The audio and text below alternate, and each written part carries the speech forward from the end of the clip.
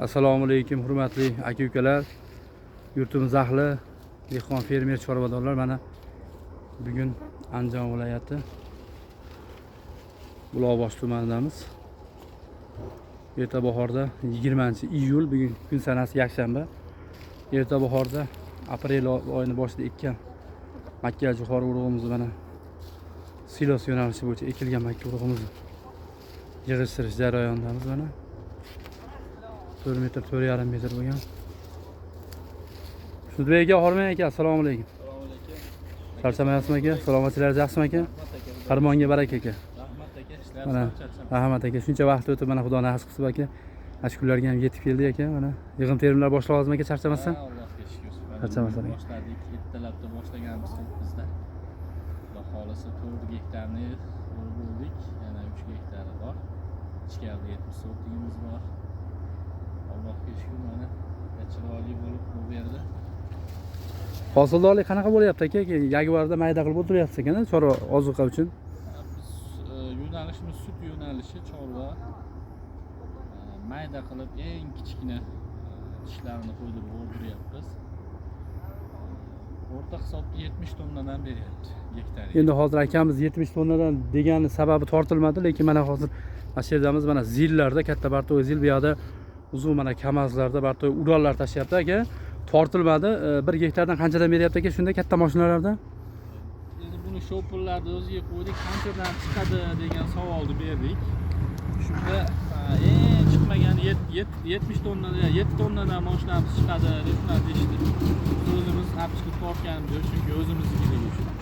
Endi balkim 8 chiqar, balkim 9 chiqar, noma'lum. Endi sizlar minimum eng pastini hisoblayapsizlar, to'g'rimi? Eng pastini hisoblayapsiz. Talab mo'ljal qurolmaylik degan. Shu.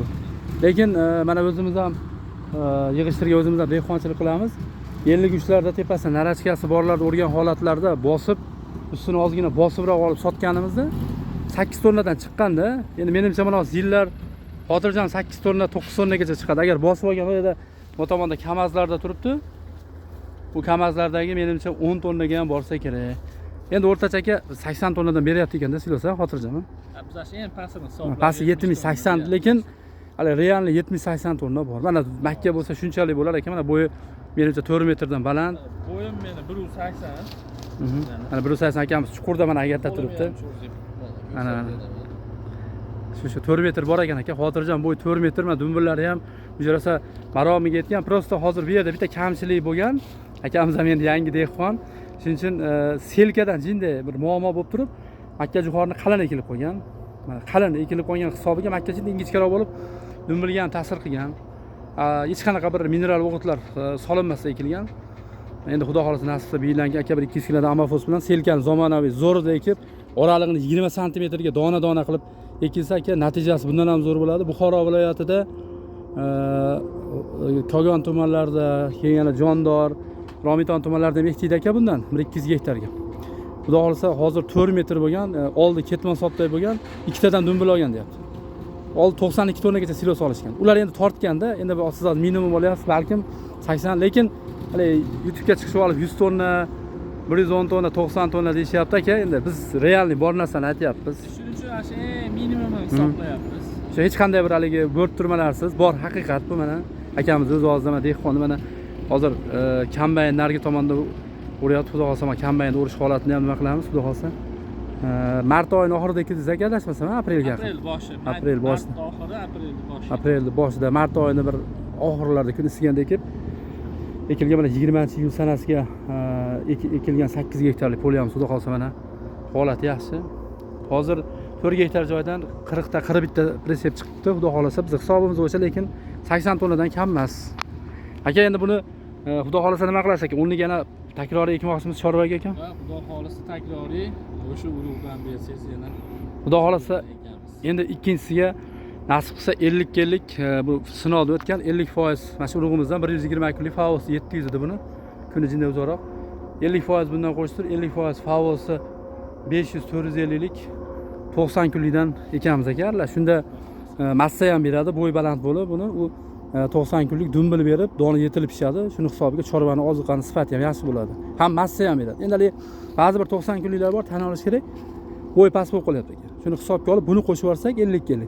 bu balandroq bo'ladi, ikkovi smeshinlik bo'lib, xudo xolasa massani yaxshi beradi nasib qilsa. Bultirgillari biz Andijon viloyati Qo'rg'ontepa, Xo'jaobod, Jalaquduq tumanlari endi salqinroq nisbatan boshqa vodiyda Farg'ona, Namanganga nisbatan. Shuning uchun 24-iyulda ekkanmizda bultirgil o'zim ham dehqonchilik qilganman aka. O'zingiz ko'rgansiz borib. Dumul bo'lib, zo'r bo'lib yetilgan. Xudo xolasa kechmas hozir. Xudo xolasa Xudoning ko'zini bersa yana o'rniga kelib yig'ishtirib olsak bo'lar ekan. Albatta ekamiz. O'ralaringiz yaxshimi aka, to'ldimi bultirgili bo'lmay qo'ygandek? O'ralarimiz bittasi to'lib qolib, ikkinchisini ham tozalab, ikkinchisini ham tayyorlab, ikkinchisini bosishni boshladik. Xudoga shukr o'zi. Shu ma'lum bo'lib qoldi, 4 gektarda urishimiz bilan endi eplab sig'dirib olsak bo'ldi deb turibmiz, xursand bo'lib. Xudo barakasini bersin aka. Mana mehnat qilsa shunchalik Xudo xolasa nima deydi? Bu kunlarga mana yetib keldik, vaqt o'tdi mana.